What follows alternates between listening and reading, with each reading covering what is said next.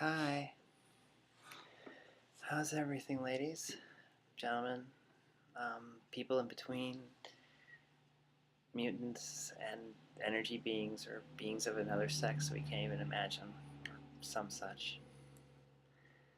Anyway, this isn't actually as funny a beginning as I had hoped because this isn't a funny subject. I think I've mentioned it a little earlier, but I'm going to go into detail again.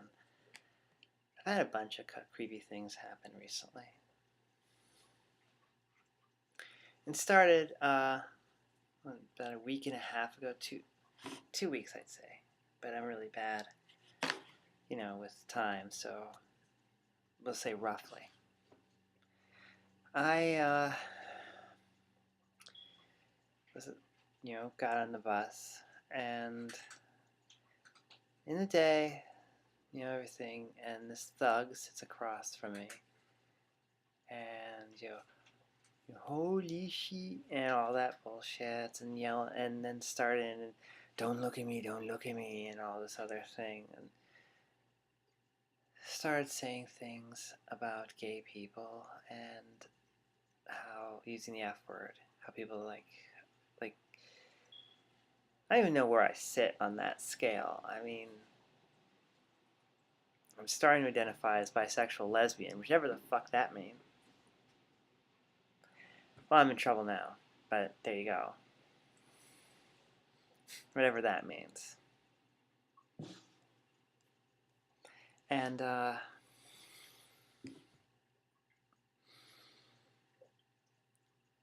it's just, it wasn't fun because he started getting hot, and eventually, because he was sitting right across from me and saying these mean things about me and people in the community, I finally said something because I'm not good at just sitting there and taking the abuse for too long. And I wasn't confrontational. I just asked, just didn't want it to keep going. I turned a little confrontational because he started getting extremely mean. But I wasn't about to move because I didn't want him to think he had any power over me. And fortunately, there was a friend there who, was willing to help. Yeah, I'm embarrassed by this. You'd think all the little bits of testosterone would be gone now, but apparently it's not. There are bits of me that still get embarrassed about not being tough enough to handle myself. Thank you, genetics. Yeah. But, and also, none of the women in my family, none of us take things like that very well. We fight back. We can't help it. I don't know any of us who just kind of go or nothing else.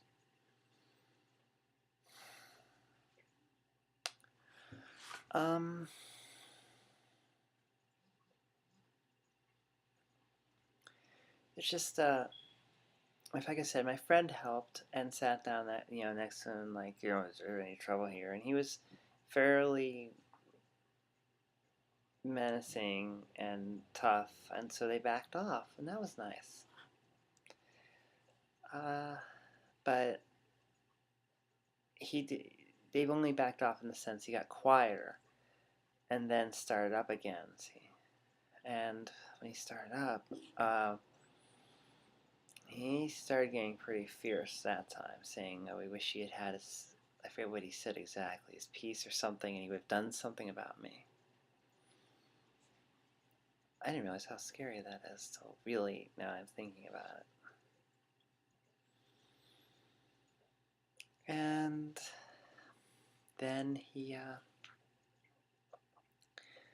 eventually I had to, flash and boost, even though I had inserts in. I had a shirt on, I didn't go naked, it showed him that there was something there, and I was a girl, and that freaked him out, and he left me alone. So I guess, behold the power of boobs and all that. But I don't know if I would have done that if I had been alone.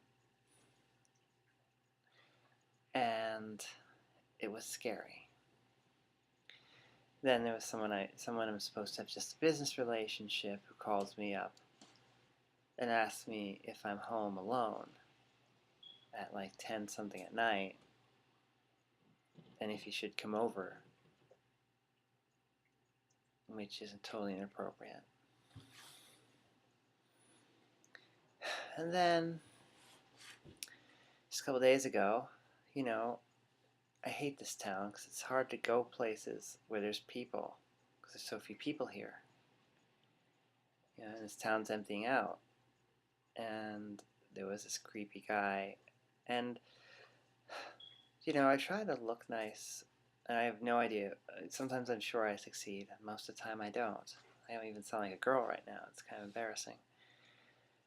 And I wasn't provocative. I wasn't dressed in any way. I wasn't showing anything off. There was a scarf, a hat, there was a coat buttoned all the way up. And he sits down, he sounds drunk, and he asked me if I party and want drugs. I told him no, and he tries to ask me on a date. He thought I was a prostitute. And it would be fun to say, ooh, that's hilarious, it's kind of a compliment, but no, it's not. It's scary, because he was also the only person around. And he was lucky the bus came right then. I didn't trust him. I had mace on me, but I was preparing myself. Finally, just today, right behind me, I'm just walking over to the store, and this guy comes out of the building, and he has a kid with him, and it doesn't look like his kid. I don't even want to go into how creepy that was. And he just starts and tries to sell me a coat of all things, and I tell him I'm a starving artist and try to peel away, and he follows me to the damn store with his kid in tow, and I ignore him, and I grab my stuff. Mary! I'm sorry, Phyllis interrupted us. And she, I'm sorry, I'm distracted. I'm very distracted. He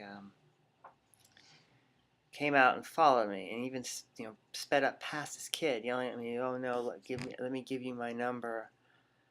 And I'm on the phone with my grandmother, and she's hearing this, which I didn't want her to hear, and I couldn't go off because I didn't really want to make it seem as if I was paying attention to him. And I just yelled behind me that I'm not interested. I'm on the phone. I'm not talking with you. And then I had to run to the coffee shop instead of my apartment because I didn't want him following me to my apartment. And he might live in the building, which is really scary. He's a big guy. And so we're running out of time, and I'll be cutting this off soon. It was very scary, and I'm still creeped out. I never knew that kind of fear before. I'm still getting used to it, and I also didn't. I'm trying to find people to travel to places with, but it's not easy. And on top of that, like I said, this is an empty town, so it's hard to go places where there's just people, period. And so I guess I learned a bit about other aspects of being a woman that I was prepared for, but not prepared for at all, if that makes sense. There you go. If anyone actually sees this, I'd love to hear or see your opinions on it and get an idea of how other women handle this, or just that, I know I'm not alone. That would be nice to hear those words. I'm not. And, support sisterhood, blah, blah, blah. And that's it. So, I'll see you later. Blessed be. Bye.